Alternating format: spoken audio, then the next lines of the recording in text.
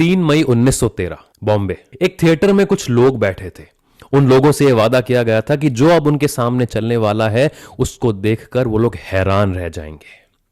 लोग बैठे थे, थिएटर की लाइट बंद कर दी जाती है, अंधेरा हो जाता है, लोग सहम जाते हैं।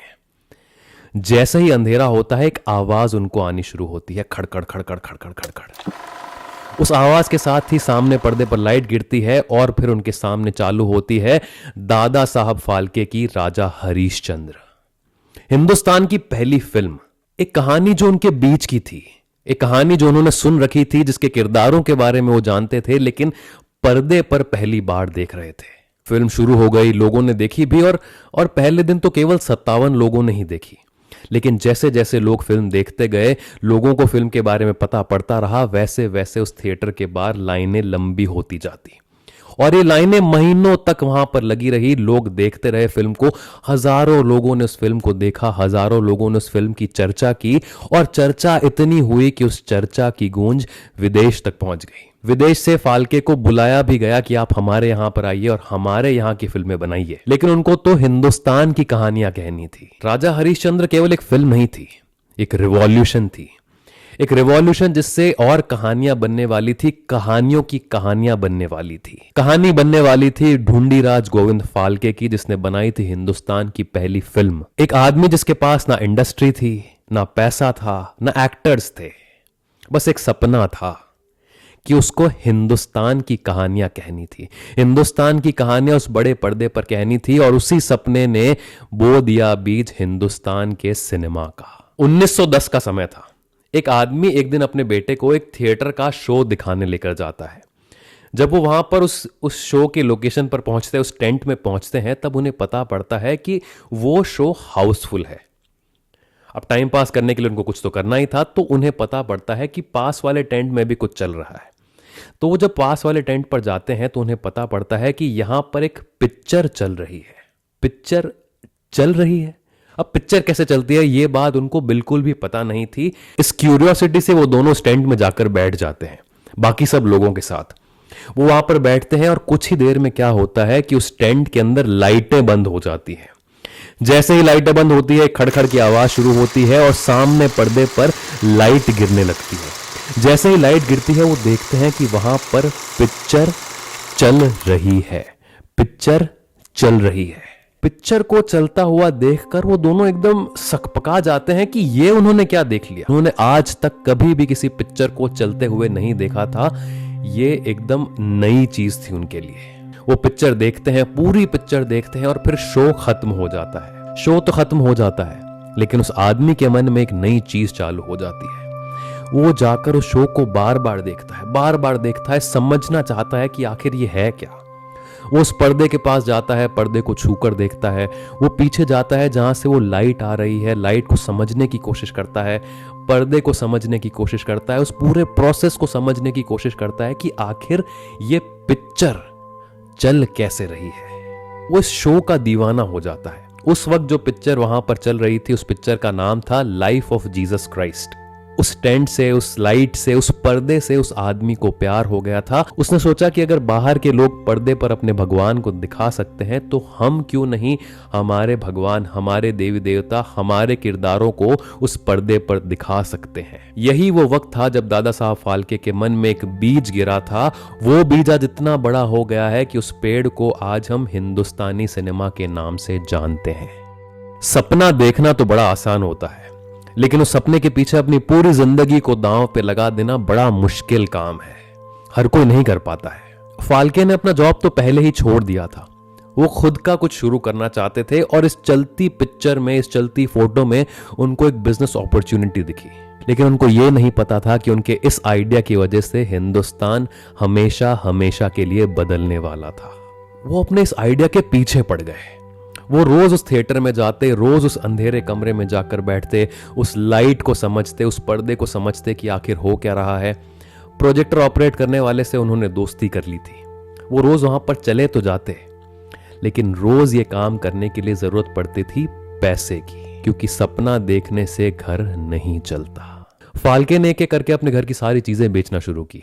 बर्तन, भांडे, बिस्तर, सब कुछ। उनके लिए सब कुछ करना बड़ा मुश्किल था, लेकिन उस मुश्किल की घड़ी में उनके साथ खड़ी थी उनकी पत्नी, जो उनके सपने को समझती थी, जो उनकी दीवानगी को समझती थी, जो उनके जुनून को समझती थी। लोग फाल्के को देखकर कहते थे कि ये पागल हो गया है, इसको कुछ समझ में नहीं आता, लेकिन फाल्के परिवार पूरा एक साथ खड़ा था। उस वक्त उनको ये बात पता नहीं थी कि वो कुछ बड़ा करने वाले हैं, कोई रिवॉल्यूशन लाने वाले हैं।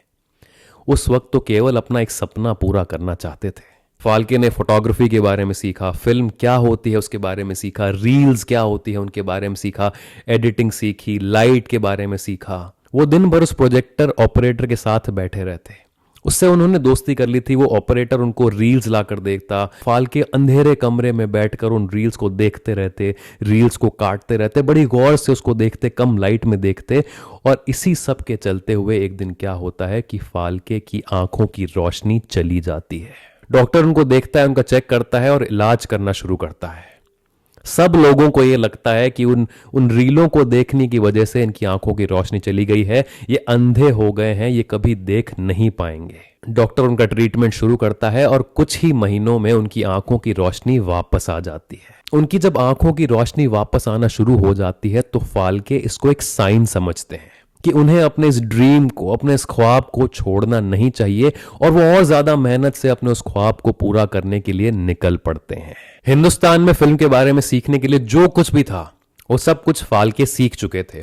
अब उन्हें फिल्म बनाना सीखना था और इसके लिए उन्हें जाना था लंदन। बात लेकिन फिर भी वहीं पर आकर अटक जाती है कि लंदन जाने के पैसे कहां से आएंगे। हम आजकल फिल्मों के बारे में अक्सर सुनते हैं कि फलाना प्रोड्यूसर ने फिल्म बनाने के लिए अपना घर बेच दिया, किसी ने अपनी गाड़ी बेच दी। ये सब कुछ शुरू होता है फाल्के से। फाल्के ने केवल फिल्म बनाना सीखने के लिए लंदन जाने के लिए अपने घर को गिरवी रख दिया। उससे जो पैसा आया उससे टिकट खरीदी और निकल पड़े लंदन की तरफ।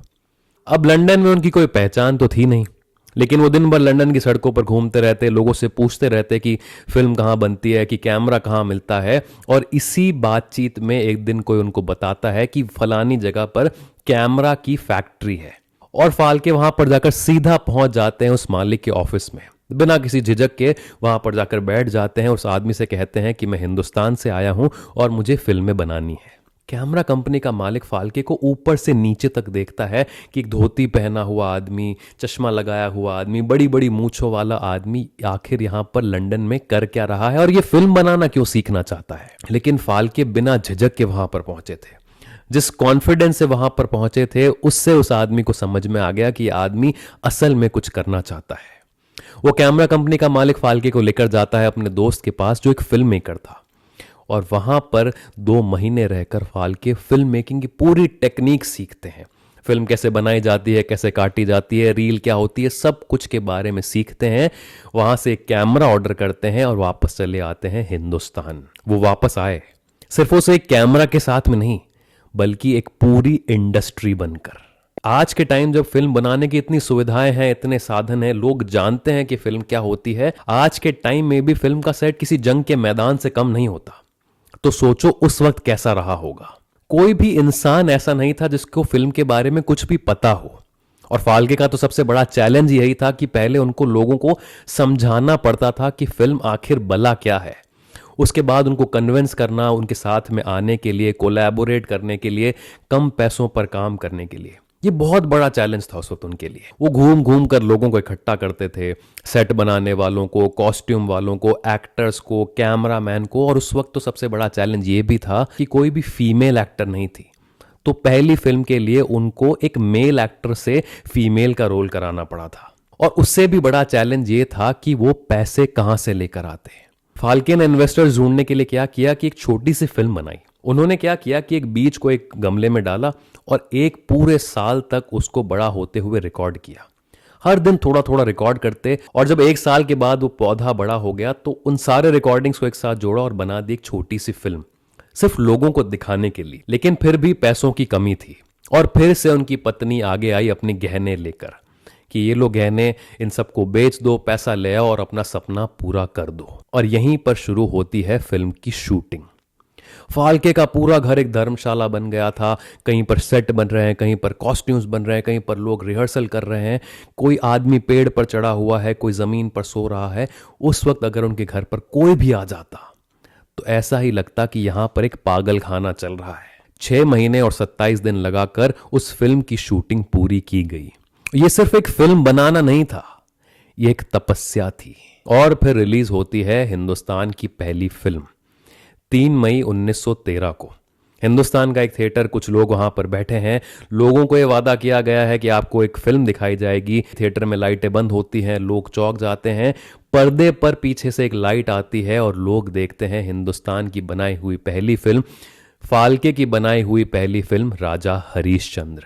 लोगों ने पहली बार देखा अपनी कहानी, अपने किरदार, अपने देवी देवता, अपनी मिट्टी। उस दिन सिर्फ एक फिल्म रिलीज नहीं हुई थी, उस दिन जन्म हुआ था हिंदुस्तान के सिनेमा का। आज हम हर साल 1000 से ज्यादा फिल्में बनाते हैं, लेकिन ये सब कुछ शुरू हुआ एक आदमी से, एक सपने से, एक आदमी के जुनून से। और आज हर फिल्म, हर कहानी कहीं ना कहीं उस एक जुनून की देन है। दादा साहब फाल्के ने उस वक्त फिल्म बनाई जब लोग फिल्म के बारे में जानते भी नहीं थे, जब उन्हें पता भी नहीं था कि चलती पिक्चर भी कोई चीज हो सकती है। और आज जब हमारे पास इतने साधन हैं, इतनी सुविधाएं हैं, एक छोटे से कैमरा को लगा के हम फिल्म बना सकते हैं, तो क्या चीज है जो हमको रोक रही है? इसीलिए बंद करो ये वीडियो और जाओ और अपनी फिल्म बनाओ।